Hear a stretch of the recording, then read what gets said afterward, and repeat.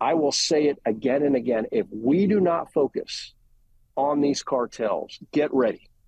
Get ready. If we continue to attack the symptoms of everything you've not talked about, drug trafficking, weapons trafficking, money laundering, this adjustment from smuggling to the trafficking of people, domestically, yes, we have to challenge that. But if you don't go after who the problem is, which is these cartels, and crush their labs, you're just seeing the beginning, because we are one economy of them. One. It's not a U.S.-Mexico issue, like you're always told in the news by these so-called experts who've never even debriefed a cartel member or know any damn thing about them. Sinaloa is in 54 countries around the world. Cartel Jalisco New Generation is in over 48, and they're the most hyper-violent in Mexico. This will only get worse. And I'm not trying to scare everyone. I'm telling you as somebody that knows them very well and who has warned and warned and warned that this was coming. I think we should be trying to scare people at this point, because I don't know what else is going to get them to pay attention. I mean, so I live in northwestern Montana, about 60 miles as the crow flies from the Canadian border. And I'm friends with young God's country. Yeah, for sure. But we have a large Mexican fentanyl problem up here.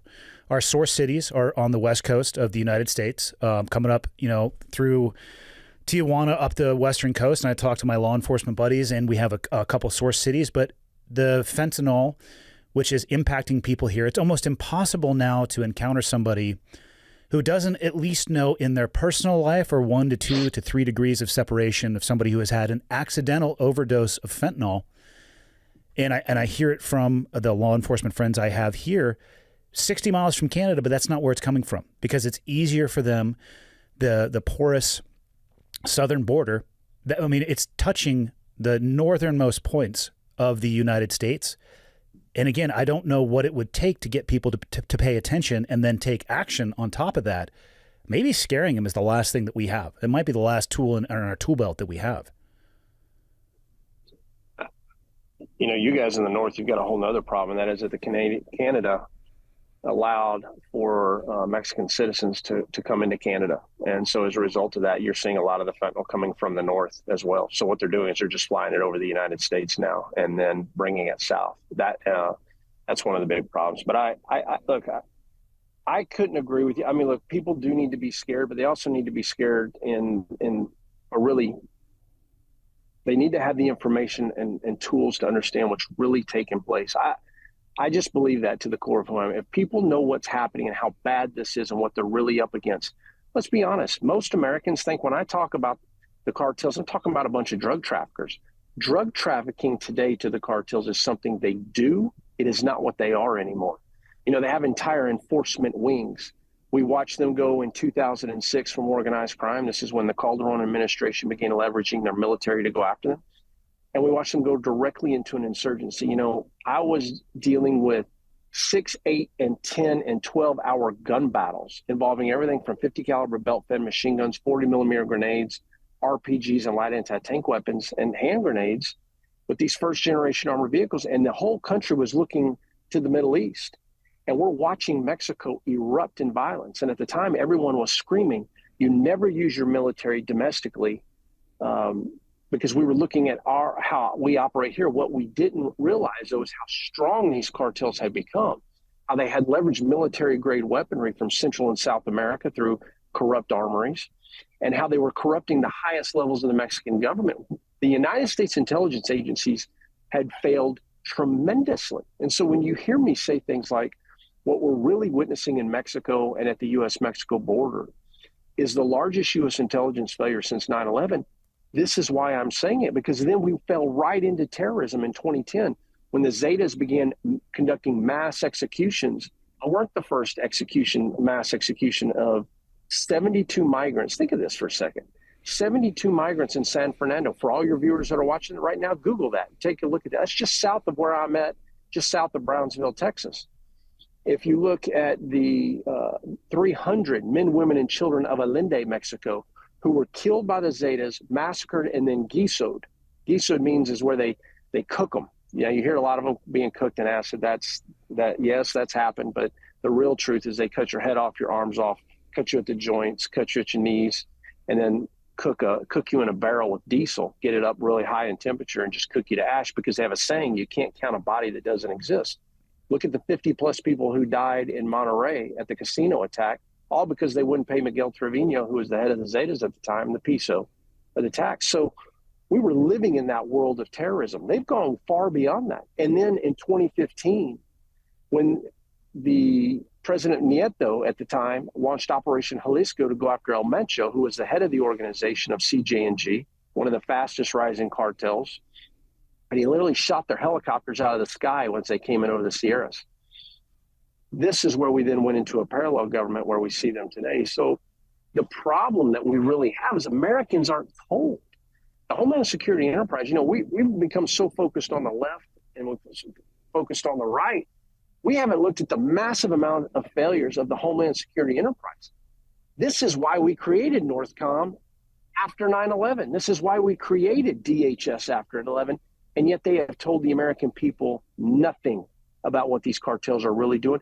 And mostly it's become so political, they want you to think they're still criminal cartels, as they have gone so far beyond that. So, from my standpoint, I'm a big believer, look, if we illuminate it, this is how we're going to eliminate, and this is truly how we're going to fix it and get the tools and authorities we need to fix it. It's interesting to hear you talk about these multi-hour gunfights with very modern weapons. I mean, the things that you described were exactly the same things that we were issued in the U.S. military. And I think people are so used to or conditioned to, and it's a terrible thing to be conditioned to seeing on the news, especially at the height of Iraq and Afghanistan, hearing about battles like that. And it's in a country across oceans. Right. I guess it piques your attention for a little bit, depending on who you are. Or maybe you have a family member involved in that and you follow it a little bit more closely. But what you're talking about sounds like the same level of kinetic activity that we were encountering in Afghanistan and Iraq, but we're just talking about one border south of the United States. If people don't realize the cascading impacts of that and the impact that they could have on this country, man, you are not paying attention. Man, hats off to you. I mean that. Hats off to you, and well said. And now let's compound that. We just opened the borders not to U.S., Mexico, Central and South Mexico, to the world. We've apprehended people from 163 different countries just the last 10 months alone in fiscal year 23. So think of that for a second.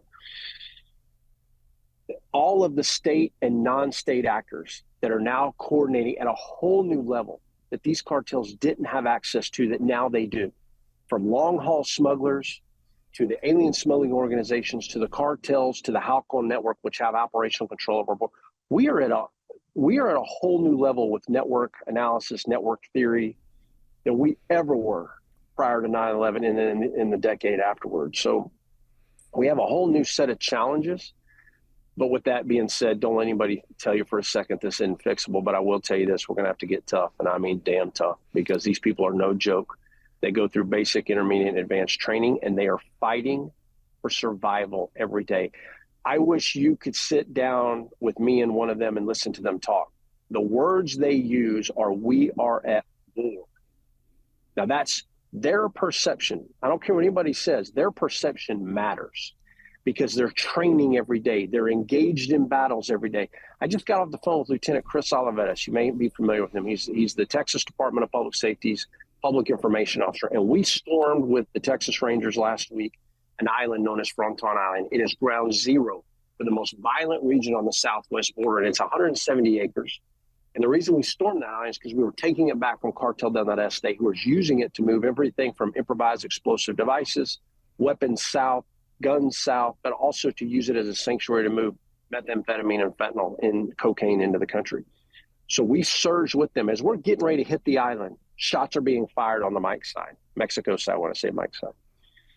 So we launch drones, we get them up, and we surge with their SRT, and we take the island, and then they hold it.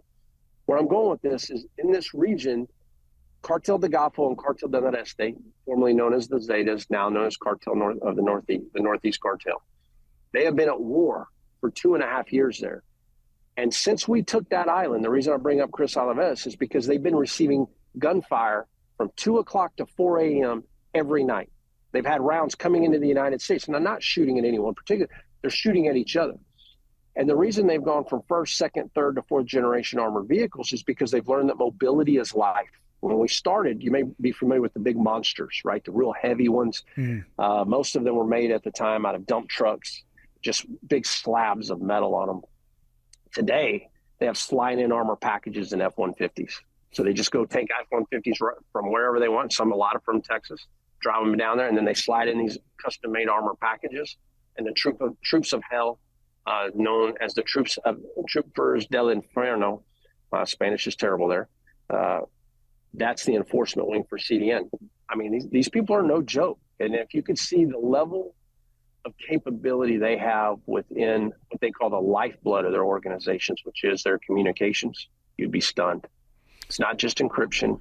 We are so far beyond that. So I tell you that story like that because the cartels are operating at such a far level than what the American people are being told.